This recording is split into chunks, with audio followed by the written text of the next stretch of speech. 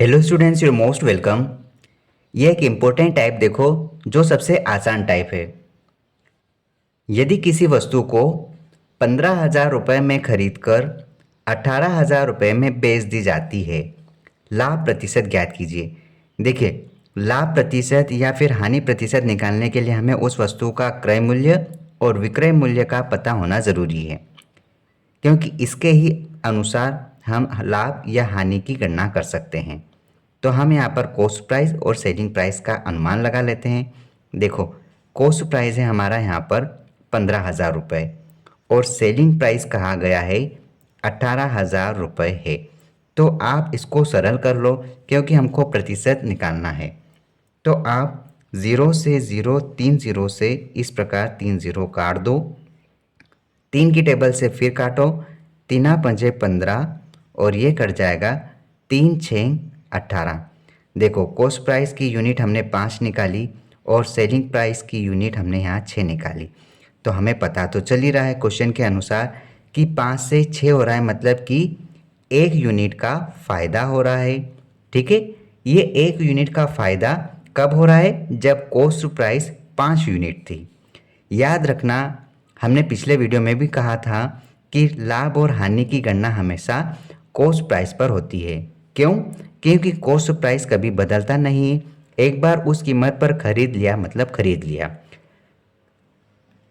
Selling price हमेशा बदलता है, ये आप ध्यान रखना।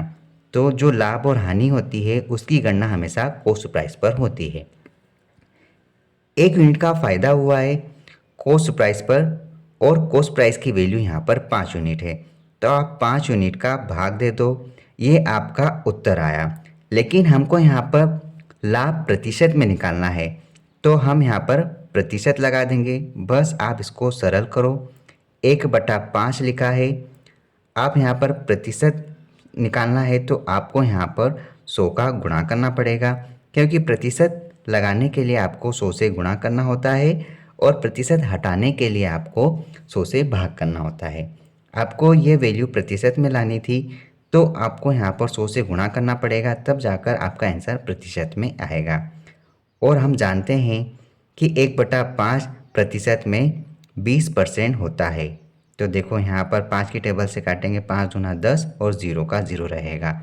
आपका आंसर आ गया यहाँ पर 20%। मतलब कि लाभ प्रतिशत कितना हुआ? 20%। ऑप्शन ए सही आंसर है। कोई वस्तु 28,000 रुपये में खरीदी गई और 5,600 रुपये की हानि होती है। बताइए हानि प्रतिशत क्या होगा? हमें यहाँ पर क्या करना है? यहाँ पर हानि प्रतिशत निकालना है। देखो, कॉस्ट प्राइस कितना दिया है? यहाँ पर कॉस्ट प्राइस की वैल्यू दी है 28,000 रुपये और कहा गया है कि इस पर लॉस कितना हुआ है? यहाँ पर लॉस रुपए में दिया है 5,600 रुपये। ठीक है, हमें यहाँ पर लॉस का प्रतिशत निकालना है, ये हमें ज्ञात करना है। अब देखो, हमने पिछले सवाल में ही समझ लिया था कि जो भी लाभ या हानि होता है, जो भी प्रॉफिट या लॉस होता है, उसकी गणना हमेशा कॉस्ट प्राइस पर की जाती है और इसका हमें प्रतिशत निकालना है। तो हम क्या करते हैं? इस वैल्यू में 100 का गुणा करते हैं। प्रतिशत निकालने के लिए 100 का गुणा, प्रतिशत हटाने के लिए 100 से भाग। बस आप यहाँ पर सोल्व कर लो। आपको हानि कितनी है? यहाँ पर 5,600 की हानि है और आपका क्रय मूल्य कितना है? 28,000 रुपये आपका क्रय मूल्य है। इसका आपको प्रतिशत निकालना है। आप लगाओ 100 से गुणा। अब 0 से 0 काट दो, 1 2 3, 3 0 काटो, 1 2 3। अब देखो, 28 की टेबल से 28 से कम 28 और 28 दूना 56 और 0 का 0। आपका आंसर क्या आया? आपका आंसर यहाँ पर आ गया 20%। 20% क्या है? ये आपका लॉस है। आपका ये आंसर आ गया है। तो यहाँ पर देखो, यहाँ पर तो कुछ दिया नहीं है, यहाँ पर डायरेक्ट यहाँ पर पैसे दे दिए हैं, लेकिन प्रतिशत निकालना है तो आपका आंसर यहाँ पर 20% होगा। आप यहाँ पर ऑप्शन कुछ भी रख सकते हैं, जैसे 10% लॉस, 20% लॉस, 30% लॉस और 40% लॉस। आपको हानि प्रतिशत निकालना है, तो आपका आंसर 20% लॉस होगा। ठीक है, नेक्स्ट क्वेश्चन देखते हैं।